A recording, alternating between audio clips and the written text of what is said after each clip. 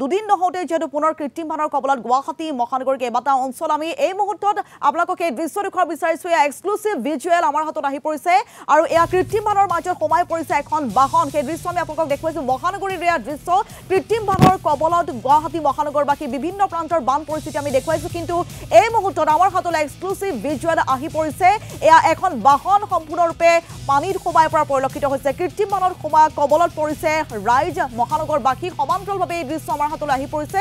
এয়া এখন বাহন এইদৰে পানীৰ মাজত সম্পূৰ্ণৰূপে আবদ্ধ হৈ পৰা পৰিলক্ষিত হৈছে। কোন প্ৰান্তৰ দৃশ্য সেয়া এই মুহূৰ্তলৈকে জানিব পৰা হোৱা নাই, যদিও আমি যিমান দূৰ সম্ভৱ এয়া হাতীগাঁও ৰুক্মিণী গাঁৱৰ দৃশ্য হ'ব পাৰে, কিয়নো বান পৰিস্থিতি বৰ্তমান সময়ত যথেষ্ট জটিল মহানগৰীৰ ৰুক্মিণী গাঁও আৰু হাতীগাঁৱত। আৰু সেই দৃশ্য আমাৰ হাতলৈ আহি পৰিছে। এইদৰে এখন বাহন সম্পূৰ্ণৰূপে এইদৰে বানৰ মাজত আবদ্ধ হৈ পৰিছে, কৃত্ৰিম বানৰ মাজত আবদ্ধ হৈ পৰা পৰিলক্ষিত হৈছে এই বাহনখন। আৰু আমি সমীপৱৰ্তী এলেকাৰ দৃশ্য আপোনালোকক দেখুৱাবলৈ চেষ্টা কৰিম, কিয়নো বানৰ মাজত এয়া আবদ্ধ হৈ পৰিছে মহানগৰবাসী। আৰু ৰুক্মিণী গাঁৱৰ দৃশ্য আমি আপোনালোকক দেখুৱাইছোঁ। বৰ্তমান সময়তো একাঠু পৰ্যন্ত পানীত এয়া অহা যোৱা কৰিবলগীয়া হৈছে এইসকল লোকে। আমি এই মুহূৰ্তত লাইভত যাব বিচাৰিছোঁ। আমাৰ সাংবাদিক চিন্টুমণি শইকীয়া আছে। চিন্টু, এই ঘটনা ক'ত সংঘটিত হৈছে? মহানগৰীৰ কোনটো প্ৰান্তত?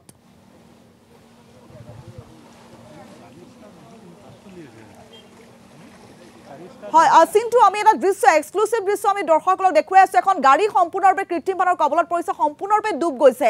ক'ত সংঘটিত হৈছে এই ঘটনা? এই পৰিস্থিতি ক'ৰ?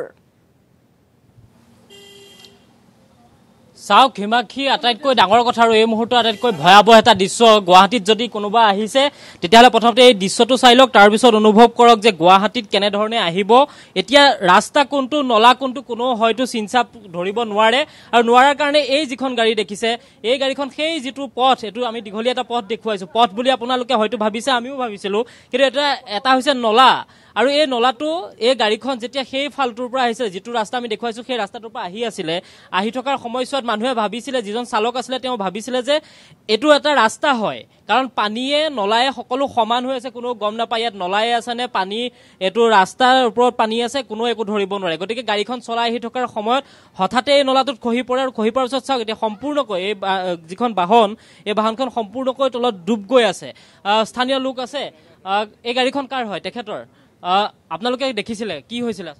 মই সেইপিনৰ পৰা ঘূৰি অহা বুলি কৈছে, মই দেখা নাই। সেইপিনে নালাই দি সোমাই আহিছে গাড়ীখন। দেখা কোনোবা আছিল নেকি? কোনোবাই দেখা মানুহ কোনোবা আছিলে? নাই।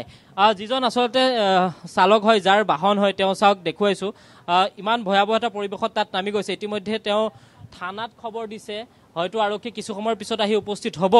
কিন্তু হাতীগাঁৱৰ যিটো ভয়াৱহ পানী, এই যিটো স্থান, কেৱল এই গাড়ীখনেই যে ডুবি আছে এনেকুৱা কথা নহয়। আপুনি এই স্থানটো চাওক, চাৰিওফালে কেৱল পানী আৰু পানী।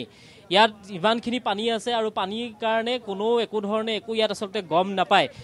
এইটো নলা বুলি কোনোবাই ক'ব পাৰিব নেকি? নাই, গম নাপায়। ৰাস্তাৰ নিচিনা হৈ আছে। ক'ব নোৱাৰে। নাই, ডুবি যাব। কাৰণ গাড়ীখন ইমানখিনি সোমাই গৈছে, মানুহ এটাতো ডুবি যোৱাৰ চান্স আৰু বেছি হ'ব। বেছি হ'ব। চাওক, ইয়াত মানুহ আৰু যদি কিবা কাৰণত কোনোবা মানুহ যদি সোমাই যায়, তেতিয়াহ'লে এই নলাটোত কি এটা ভয়ংকৰ পৰিৱেশ হ'ব পাৰে হিমাক্ষী এবাৰ কল্পনা কৰক। আমি দেখুৱাইছোঁ যে গাড়ীখন যি ধৰণে এতিয়াও পানীৰ মাজতে আছে, ডুবি আছে, কাৰণ নলা আৰু নলাটোৰ কিছু আগত আহি পেলাই এইটো এটা কালভাৰ্ট আছে। গতিকে এই কালভাৰ্টটোৰ যিটো স্থান, সেই স্থানটোত বৰ্তমান গাড়ীখন ইয়াতে আবদ্ধ হৈ আছে। গতিকে এই পৰিৱেশ দেখাৰ পিছত মানুহে গম পাব যে আচলতে কি হয়। আপুনিয়ে হয় ন, এখন আপোনাৰ গাড়ীখন?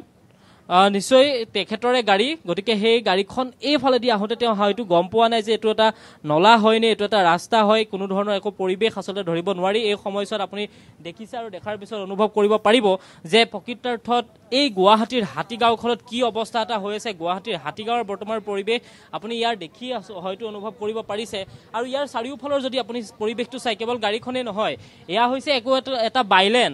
এই বাইলেনটোৰ আপুনি চাৰিওফালে চালে হয়তো গম পাব যে কিমান এটা ভয়াৱহ পৰিৱেশ। এয়া বাইক লৈ তেওঁলোক আহিছে, কিন্তু বাইক লৈ অহাৰ পিছত কেনেধৰণে তেওঁলোক যাব সেই কথাটো কিন্তু এতিয়াই নিশ্চিত নহয়, কাৰণ ইমান ভয়াৱহ পৰিৱেশৰ মাজেৰে তেওঁলোকে ইয়াত যাতায়াত কৰিছে। আৰু বিশেষকৈ এই যিটো স্থান, এই স্থানটোৰ সেই নলাটোৰ আন এটা অংশ আছে এইফালে। গতিকে এই অংশটোৱেদিও কোনো ব্যক্তি যদি ইয়াৰ পৰা যায় তেতিয়াহ'লে কি অৱস্থা হ'ব পাৰে। এইটো নলা আৰু ৰাস্তা বুলি কোনোবাই গম পাবনে? নাই, গম নাপায়।